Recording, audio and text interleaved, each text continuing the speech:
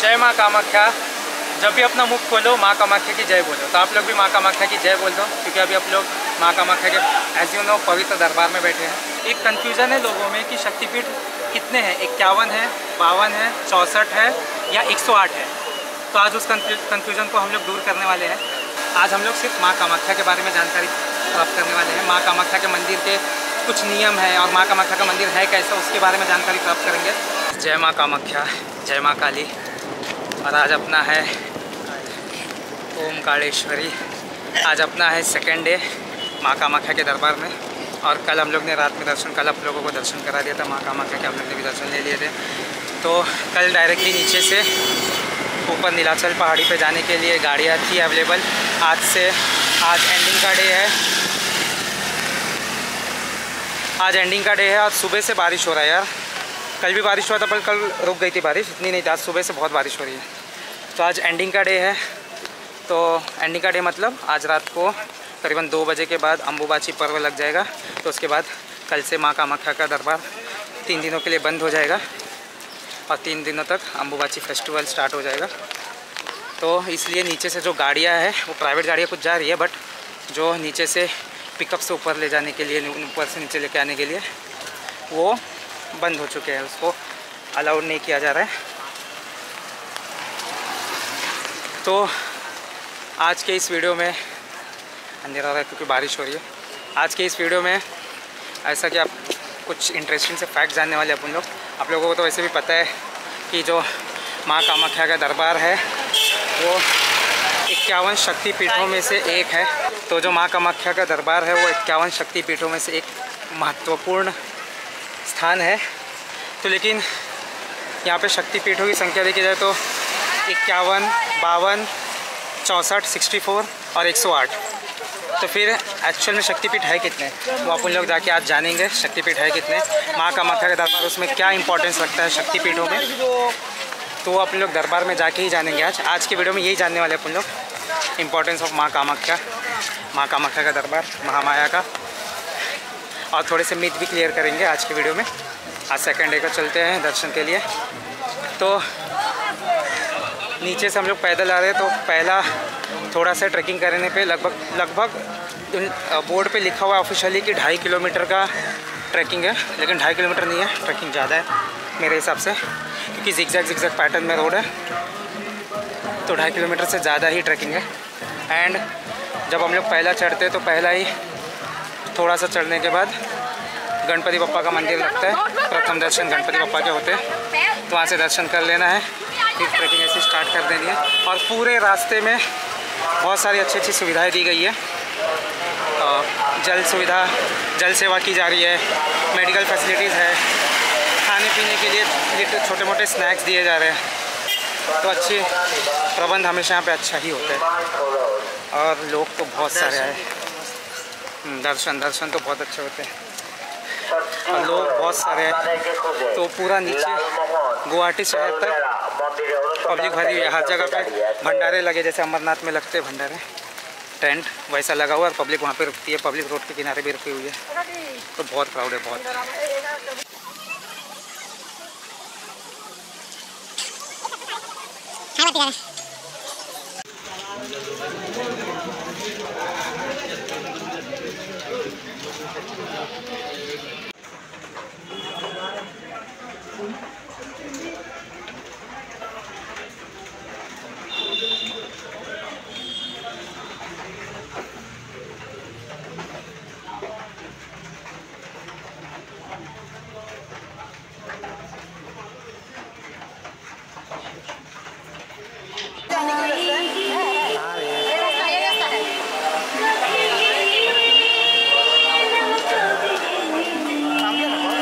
तो ऐसे कि बैक साइड में रास्ता है और रास्ते से ऊपर जाने के लिए ऐसे बीच बीच में शॉर्टकट सीढ़ियाँ भी है।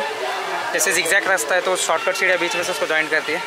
तो इफ़ यू आर कैपेबल तो सीढ़ियों का यूज़ करके चल लो, नहीं तो एजड हो, जिसको सांस की प्रॉब्लम हो, ये सीढ़ियाँ यूज़ ना करें, वो रास्ते से ही जाए। रास्ता बहुत अच्छा वेल मेंटेन्ड रास्ता है माँ कामाख्या का। तो रास्ते का ही प्रयोग करें और जो कैपेबल है वही सीढ़ियों का यूज़ करें। जय माँ कामाख्या। और हम लोग माँ कामाख्या के भैरव उमानंद भैरव, वो यहाँ से कुछ 7-8 किलोमीटर दूर पे एशिया की नदी के अंदर की सबसे छोटे टापू पे है। उस टापू का रिकॉर्ड भी है, उसे उमानंद या फिर पिकॉक आइलैंड बोला जाता है। पिकॉक आइलैंड एक ब्रिटिशर ने उसे नाम दिया पिकॉक आइलैंड, असली नाम है उमानंद। और वहाँ पे उमानंद भैरव, माँ कामाख्या के भैरव का मंदिर भी है। तो हम लोग सुबह में वहाँ पे गए थे, लेकिन ब्रह्मपुत्र नदी फुल ओवरफ्लो है। हम लोग ने जहाँ पे स्टे किया उसके सामने ब्रह्मपुत्र नदी है, तो वहाँ से मैं दिखाऊंगा। फुल ओवरफ्लो इसलिए बोटिंग बंद हो जाती है, बोट से ही जा सकते हैं वहाँ पे। तो बोटिंग बंद है, तो उस वजह से फिर हम लोग रिटर्न आ गए। लेकिन जब भी माँ कामाख्या के दर्शन के लिए आएंगे या फिर किसी भी शक्तिपीठ के दर्शन को जाते हैं, तो पहले भैरव बाबा के दर्शन करना मैंडेटरी है। भैरव बाबा के दर्शन करने के बाद ही माँ के दर्शन लेने चाहिए। लेकिन अभी फ़िलहाल वो पॉसिबल नहीं है बारिश की वजह से, इसलिए हम लोग फिर आ गए माँ के दर पे। और ये इस टाइप की सीढ़ियाँ हैं।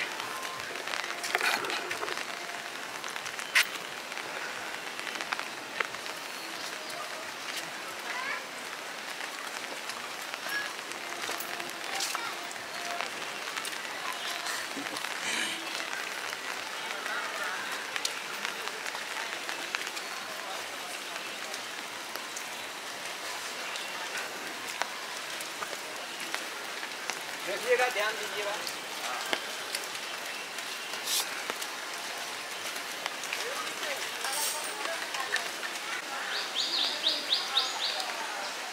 ये रास्ता है, यहाँ से ट्रैकिंग करके ऊपर है।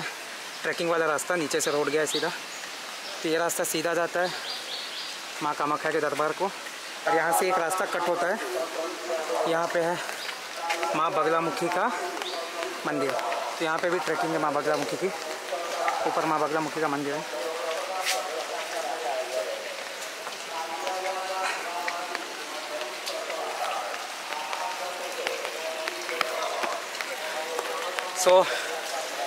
अभी अपन जा रहे हैं माँ बगलामुखी के दर्शन को। और जिन्हें नहीं पता उन्हें बता दूँ, माँ बगलामुखी दशम महाविद्या में की एक विद्या है, महाविद्या, जिन्हें पीताम्बरा देवी भी कहा जाता है। और कामाख्या महापीठ में दशम महाविद्या विराजित है माँ कामाख्या के आजू बाजू। इसलिए ये मंदिर इतना ज़्यादा इम्पोर्टेंस रखता है हिंदू धर्म में और शाक्त साधना में, जो तांत्रिक साधना करते हैं उनके लिए भी। तो चलते हैं, सामने ही है माँ बगलामुखी का मंदिर।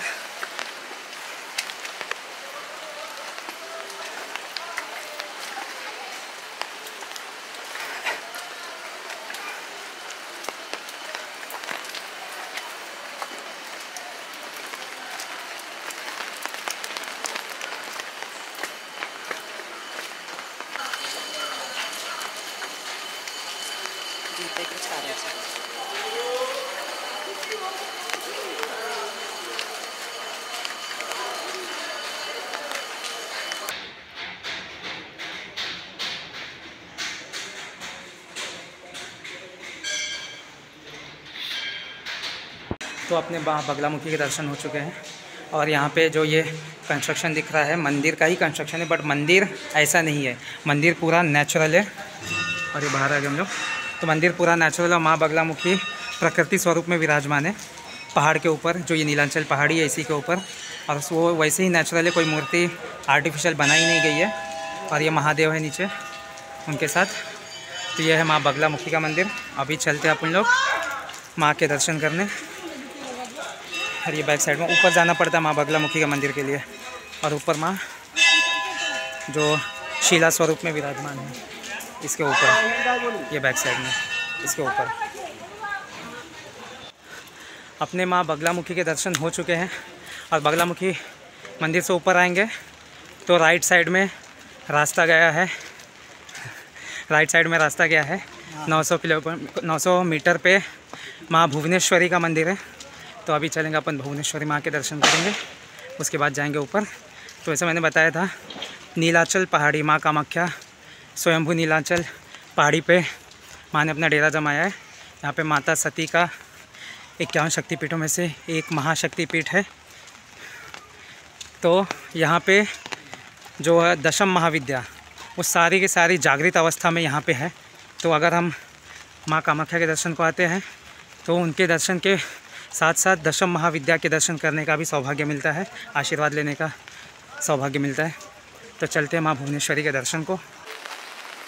ये माँ भुवनेश्वरी के मंदिर को जाने वाला रास्ता है ये, और यार स्वर्ग से कम नहीं दिख रहा है ये रास्ता, ये सामने रास्ता।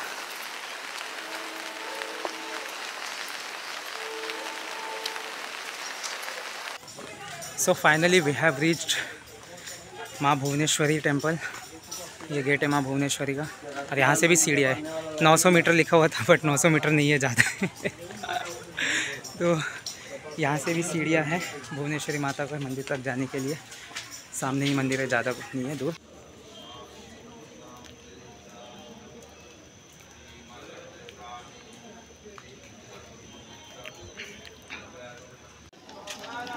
दो बोतल लेके जाना अपना रूम पे, उधर से पैसा ले लो, मैं बोल के रखा है। जय माँ भुवनेश्वरी। अपने माँ भुवनेश्वरी के दर्शन हो गए हैं, और माँ भुवनेश्वरी का मंदिर सेम माँ कामाख्या के मंदिर की तरह ही है। माँ भुवनेश्वरी के दर्शन अपने हो गए, और बोल रहा था मंदिर माँ का सेम माँ कामाख्या का मंदिर है वैसा ही है। और अंदर जैसा कि मैंने बताया, यहाँ पे कोई भी आर्टिफिशियल मूर्ति नहीं है। माँ स्वयं आदि पराशक्ति प्रकृति स्वरूप में हर जगह प्रकृति के स्वरूप में माँ विराजमान है। और जिस प्रकार माँ कामाख्या के गर्भगृह में क्या है वो मैं डिस्क्लोज़ अभी नहीं करूँगा। माँ कामाख्या के गर्भगृह में सच में मूर्ति है या फिर क्या है, या फिर योनिपीठ जिस तरह की यूट्यूब पे थंबनेल्स डाले जाते वैसा कुछ है, ये मैं डिस्क्लोज़ करूँगा लेकिन माँ के दरबार में ही। तो उसके लिए आप लोगों को जुड़े रहना पड़ेगा। तो अभी आप लोग निकल रहे हैं माँ के दर्शन को। तो वैसा ही सेम माँ भुवनेश्वरी का दरबार है। अंदर बैग और मोबाइल स्ट्रिक्टली अलाउड नहीं है, सब कुछ बाहर रख के जाना है। अंदर गर्भगृह में माँ है, शांति से माँ का ध्यान लगाना है, बैठना है। हम लोग ने तो सिर्फ माँ के दर्शन किया, और आगे बाहर आप ध्यान लगा सकते हो, जिसको ध्यान लगाना रहेगा बैठ के माँ के। तो चलते हैं अभी दर्शन को माता रानी के।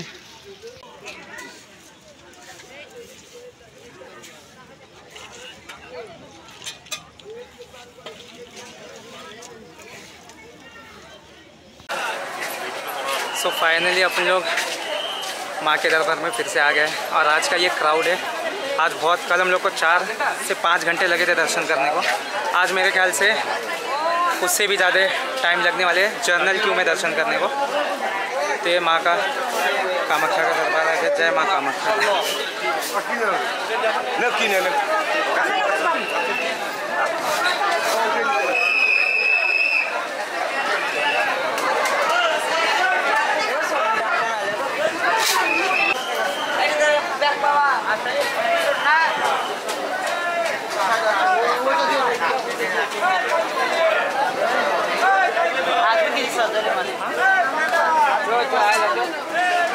पहला वॉशरूम जाके आते हैं।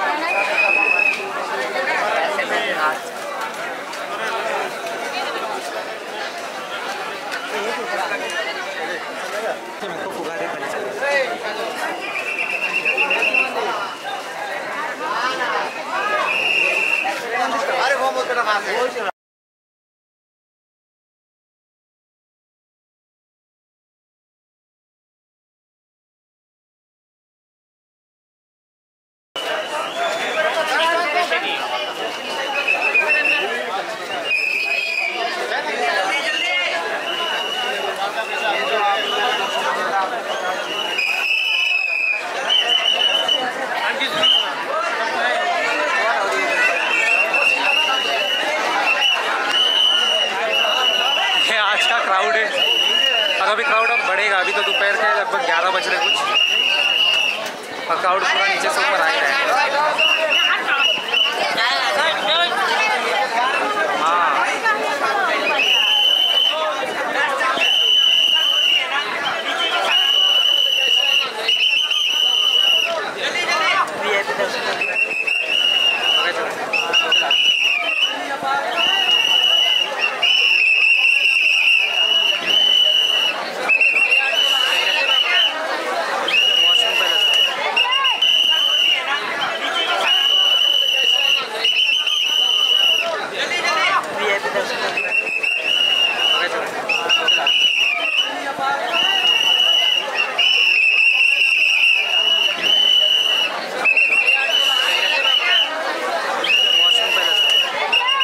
तो अपन लोग माँ के दरबार में आ चुके हैं, आप लोग भी कर लो, ये माँ का गर्भगृह है, माँ के गर्भगृह के दर्शन। और अपन लोग अभी अंदर जाएंगे, करीबन 4 से 5 घंटे, उससे भी ज़्यादा लग सकते हैं दर्शन को।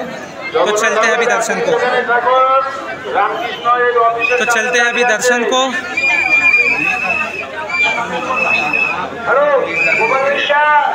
और ये है माँ कामाख्या का दरबार।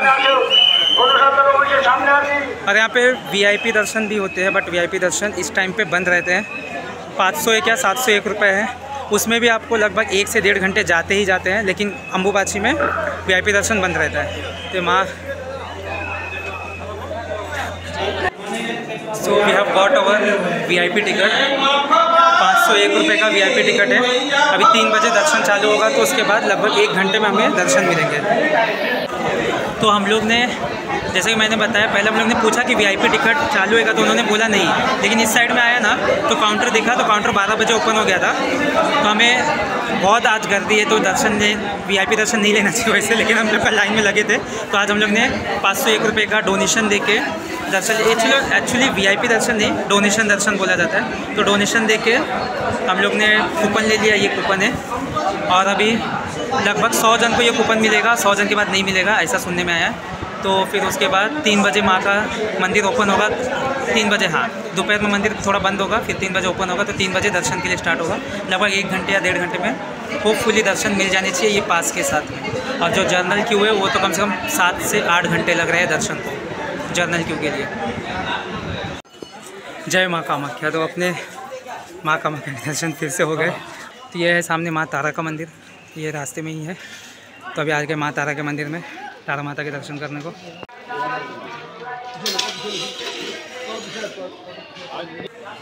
तो अपने माँ तारा के भी दर्शन हो चुके हैं। और यह है माँ तारा का मंदिर, और यह है महामाई कामाख्या का मंदिर, दोनों पास पास में ही है। से बगलामुखी और माँ भुवनेश्वरी का मंदिर लंबा है नीचे, बट माँ तारा और माँ कामाख्या पास पास में है।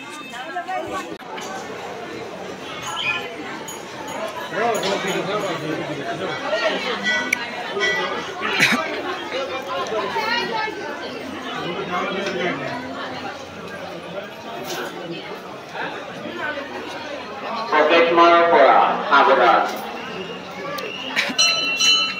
पॉकेट मार থেকে সাবধান থাকবেন, পকেট মার से সাবধান रहिए।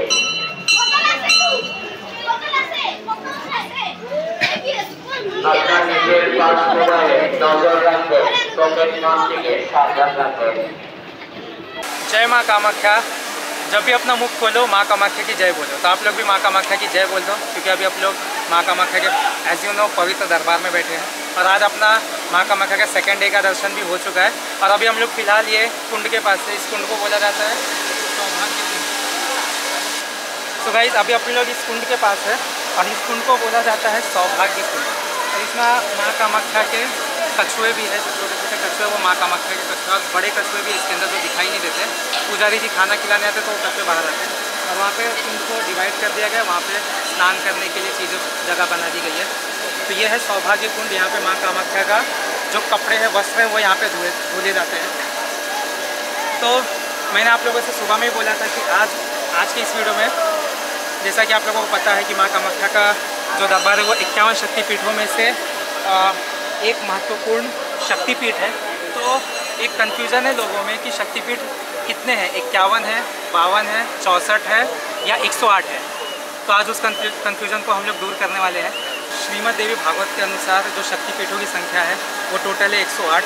शिव चरित्र के अनुसार जो शक्तिपीठों की संख्या है वो है 51। काली पुराण में जिन शक्तिपीठों की संख्या को बताया गया है वो है 26। और दुर्गा सप्तशती और तंत्र चूड़ामणि के अनुसार जो शक्तिपीठों की संख्या बताई गई है वो 52 बताई गई है, 52। तो इसमें से हमारे भारत में जो 51 की संख्या है उसको सबसे ज़्यादा मान्यता प्राप्त दी गई है, मान्यता दी गई है। तो जो शक्तिपीठों की संख्या है वो, अगर मान्यता प्राप्त शक्तिपीठ देखा जाए तो वो है टोटल 51, यानी 51। और उन 51 शक्तिपीठों में से एक महत्वपूर्ण शक्तिपीठ है माँ कामाख्या शक्तिपीठ। और एज यू नो शक्तिपीठ बने कैसे, तो उसकी स्टोरी मैं बड़े में नहीं बताऊँगा। तो शक्तिपीठों का निर्माण हुआ कैसा था, इसकी तो जानकारी किसी को देने की गरज नहीं है। फिर भी मैं छोटे से मैं उसकी स्टोरी बता देता हूँ। वैसे सबको ही पता है शक्तिपीठों का निर्माण हुआ कैसा था। एज यू नो माता सती अपने पिता दक्ष के यहाँ पे गई यज्ञ में, वहाँ पे राजा दक्ष ने उनका अपमान किया, महादेव का अपमान किया, जो सब माता सती को जो बिल्कुल भी पसंद नहीं आया, और माता सती ने वहाँ पे अपना आत्मदाह कर दिया। उसके बाद महादेव ने तांडव शुरू कर दिया माता सती को लेकर, एंड उस तांडव की वजह से जो अपना सृष्टि ब्रह्मांड है वो ख़त्म होने लगा। तो श्री हरि विष्णु ने, जो कि अपनी सृष्टि के पालन करता है, उन्होंने अपने सुदर्शन चक्र से सूक्ष्म रूप में माता सती का जो शरीर है उसके टुकड़े कर दिए, और वो टुकड़े जहाँ जहाँ इस पृथ्वी पर गिरे वहाँ वहाँ शक्तिपीठों का निर्माण हुआ। माता सती के मनुष्य शरीर का जो गर्भ और योनि भाग है वो यहाँ ज्योतिष प्रज्ञ में गिरा था, जो एरिया है गुवाहाटी का। ये इसका पहला नाम, जो अभी हम लोग कामाख्या के रूप से जानते हैं, इसका पहला नाम कामरूप हुआ करता था, और उससे भी पहले इसे ज्योतिष प्रज्ञपुर बोला जाता था। तो माता सती का जो गर्भ है और योनि भाग है वो यहाँ पे गिरा था, तो इसलिए ये सबसे ज़्यादा इम्पॉर्टेंट शक्तिपीठ है 51 शक्तिपीठों में से। और इन टोटल 51 शक्तिपीठों में से 4 शक्तिपीठ है जिसे आद्य शक्तिपीठ बोला जाता है, यानी सबसे महत्वपूर्ण शक्तिपीठ। तो इसमें 4 मुख्य शक्तिपीठ है जिन्हें आदिपीठ कहा जाता है, आदि शक्तिपीठ कहा जाता है। उसमें से फर्स्ट है मुखखंड, दूसरा है स्तनखंड, तीसरा है योनिखंड और चौथा है पदखंड। तो उसमें से एक है योनिखंड, जो है कामरूप निवासी माँ कामाख्या देवी का दरबार। तो ये शक्तिपीठ सबसे ज़्यादा इम्पॉर्टेंट है 51 शक्तिपीठों में, और तांत्रिकों की तंत्र साधना के लिए। जैसा कि आप लोग देख सकते हो मेरे बैक साइड में, एक्चुअल में ये तंत्र साधना नहीं है, ये मंत्र जाप हो रहा है। तंत्र साधना जो लोगों के माइंड में एक गंदगी भरी हुई है कि तंत्र साधना यानी बहुत गलत चीज़ होती है, वैसा कुछ नहीं होता। तो उसके बारे में अपन कभी अलग बात करेंगे तंत्र साधना के बारे में। तो यहाँ पे जैसा कि यूट्यूब पे बताया जाता है, अजीबोगरीब से थंबनेल लगाए जाते हैं कि माँ कामाख्या और फीमेल प्राइवेट पार्ट का फ़ोटो लगाया जाता है। ऐसा कुछ भी नहीं है। यहाँ पे माता सती का गर्भ गिरा था, गर्भ। तो यहाँ सृष्टि की उत्पत्ति यहाँ से होती है।